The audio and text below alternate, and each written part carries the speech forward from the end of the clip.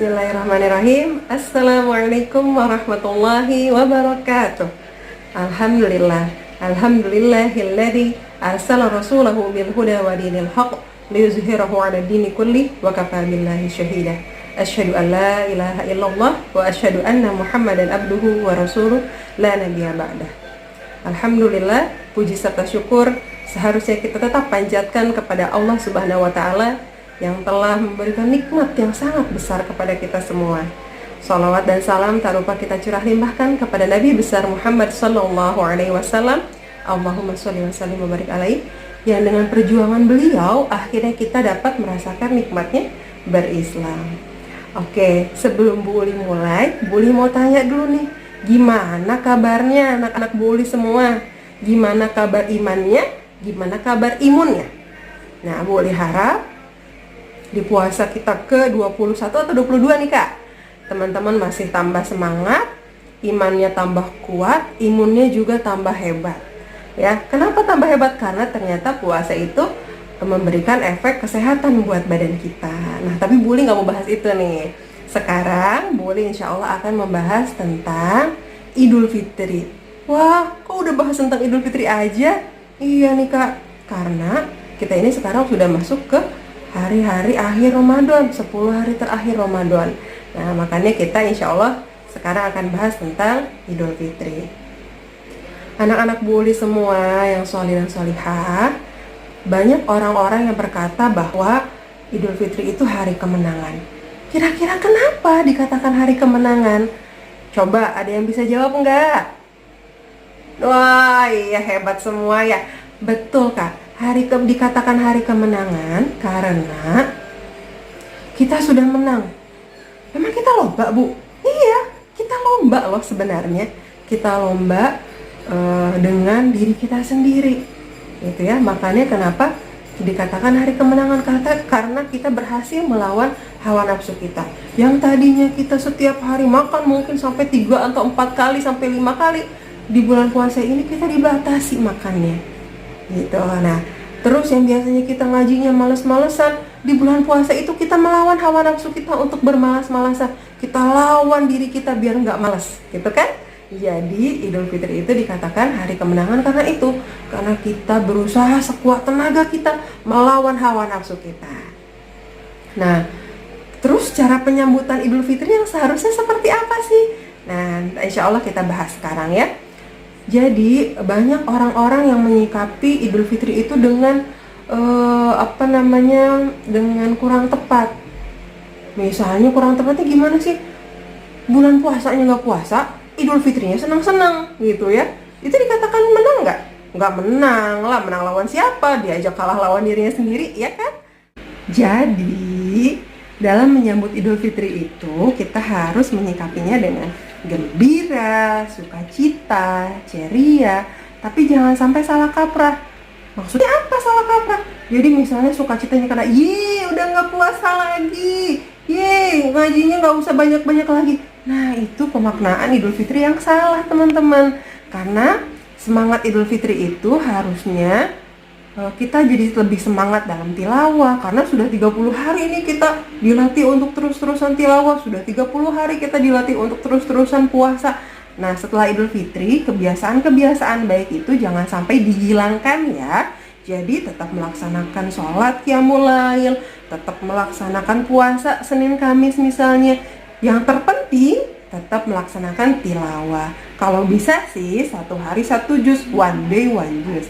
Jadi setiap 1 bulan menghatamkan 1 Al-Quran. Jadi sepakat ya, setelah selesai lebaran kita tetap tilawah, tetap puasa, tetap qiyamul lail, tetap berinfak dan melakukan amalan-amalan kebaikan yang lain. Jadi selesai Ramadan bukan juga selesai ibadahnya ya. Nah, Idul Fitri ini merupakan salah satu dari 2 hari raya umat Islam. Pertama Idul Fitri dan juga Idul Adha. Betul sekali teman-teman. Jadi dua hari raya ini disandingkan dengan 2 amalan yang sangat luar biasa. Idul Adha disandingkan dengan haji ke Baitullah.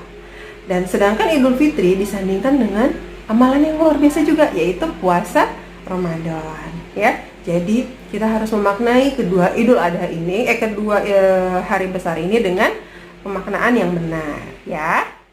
Nah teman-teman, sekarang insya Allah kita akan bahas tentang hikmah-hikmah yang ada pada saat Idul Fitri. Hikmah yang pertama adalah hikmah kebahagiaan. Kenapa dikatakan hikmah kebahagiaan?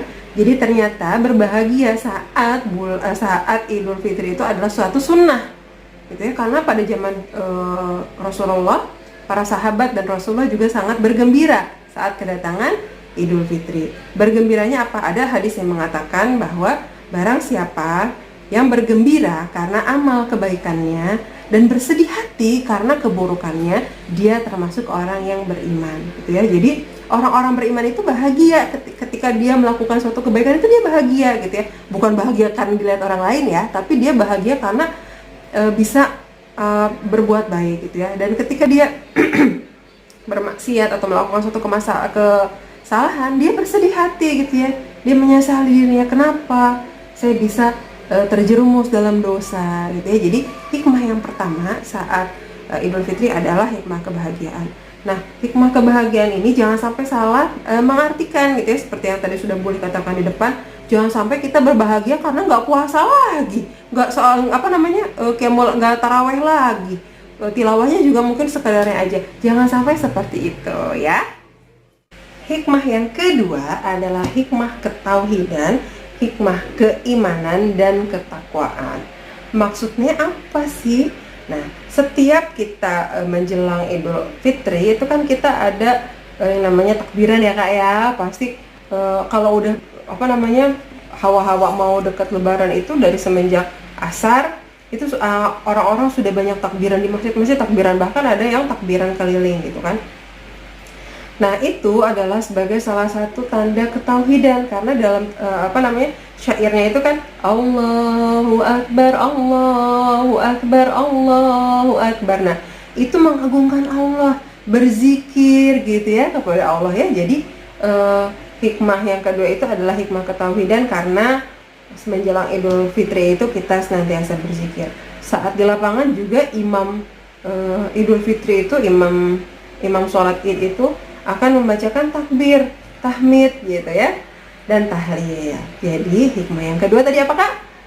Ya, hikmah ketauhidan, hikmah ketakwaan, dan juga hikmah keimanan. Dimana ketika kita mengucapkan Allahu Akbar, Allahu Akbar, Allahu Akbar, kita mengakui bahwa Allah itu yang maha besar, sedangkan kita itu kecil.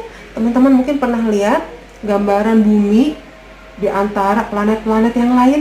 Bumi itu sangat kecil jika dibandingkan dengan planet-planet yang lain.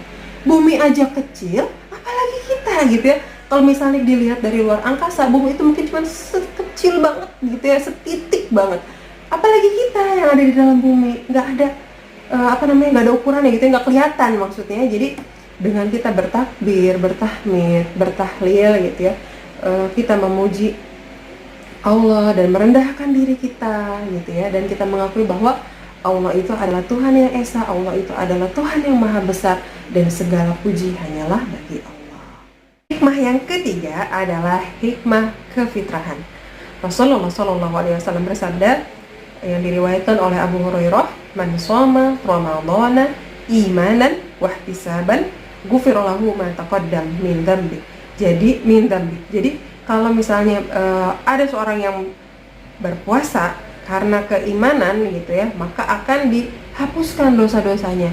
Nah, ini yang dimaksud dengan kefitrahan gitu ya, hikmah kefitrahan. Jadi setelah 1 bulan puasa, karena rasa iman, rasa ingin taat kepada Allah gitu kan, akan diampuni dosa-dosanya. Makanya ada orang-orang yang berkata kalau Lebaran itu seperti kembali lagi ke bayi gitu ya. Anak bayi punya dosa nggak punya gitu ya. Jadi ketika setelah melaksanakan 1 bulan puasa, insya Allah ketika puasanya itu dilakukan dengan keimanan gitu ya, dilakukan dengan keikhlasan, insya Allah Allah akan ampunkan segala dosa-dosanya. Yang keempat adalah hikmah kepedulian. Seperti yang kita ketahui bahwa sebelum melaksanakan sholat Id, orang-orang muslim dan muslimat disyariatkan untuk melaksanakan zakat fitrah. Nah, di sini menandakan bahwa agama Islam itu merupakan agama yang sangat peduli gitu ya, agama saling berbagi. Nah, sebelum melaksanakan sholat Id, kita diperintahkan untuk zakat fitrah, berbagi sama saudara-saudara kita yang membutuhkan gitu ya. Nah, apalagi sekarang nih teman-teman, lagi suasana berduka gitu ya, lagi suasana pandemi corona, maka kepedulian kita itu harus lebih ditingkatkan. Ternyata banyak saudara-saudara kita yang bisa jadi jangankan beli baju baru, makan aja nggak tahu mau makan apa gitu ya.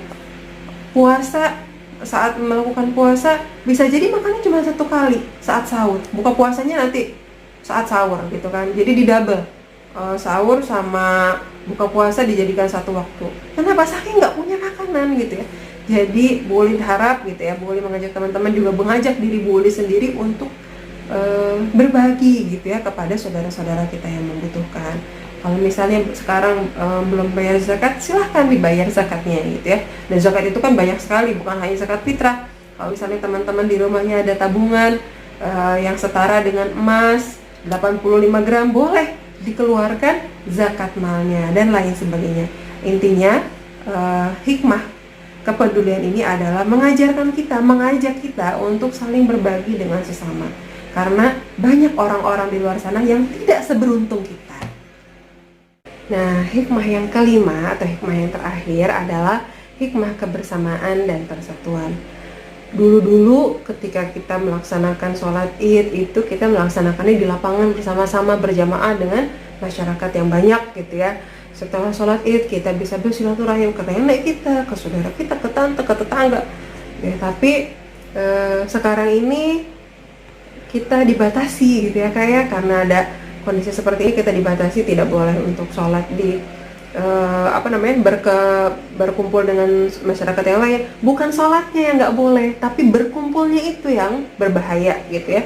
Jadi untuk sekarang ini kebersamaan yang biasanya kita dapatkan ketika Idul Fitri itu mungkin agak sedikit berkurang, tapi tidak mengurangi maknanya sama sekali.